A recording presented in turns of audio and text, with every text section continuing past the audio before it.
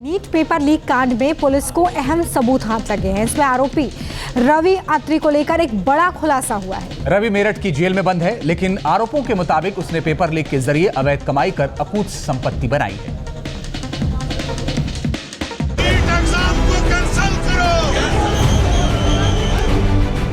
Jail से खेल, paper leak का क्राइम ट्रेल, नीट कांड के 3 सरगना, कहां तक ठिकाना। नीट पेपर लीक को लेकर जैसे जैसे खुलासे हो रहे हैं, एक के बाद एक सनसनीखेज जानकारियां सामने आ रही हैं। अब तो साफ है कि इस क्राइम का नेटवर्क पूरे देश में फैला हुआ है और जांच की जद में आने वाले तमाम आरोपी एक दूसरे से जुड़े हुए हैं। इस कांड के 3 बड़े सरगना पर इस वक्त पुलिस की निगाहें लगी हुई हैं। इनमें पहले नंबर पर संजीव मुखिया है, जो पुलिस की गिरफ्त में है। इसे पेपर लीक कांड का किंग पिन माना जा रहा है। इससे पहले भी संजीव बिहार में शिक्षक बहाली पेपर लीक मामले में जेल जा चुका है। संजीव बिहार के नालंदा का रहने वाला है।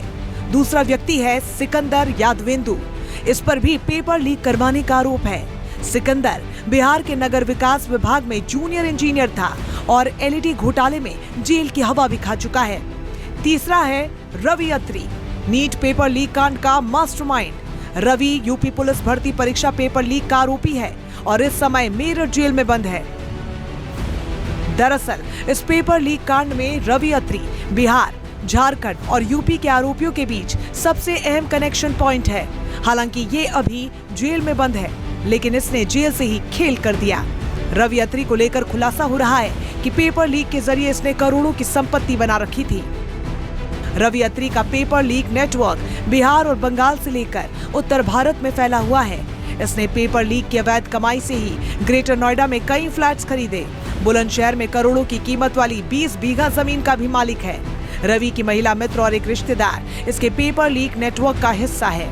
महिला मित्र रवि के ग्रेटर नोएडा वाले फ्लैट में रहती है। जो सबूत मिल रहे हैं, उसके मुताबिक इन दोनों पर ही रवि के पेपर लीक नेटवर्क को संभालने की पूरी जिम्मेदारी थी।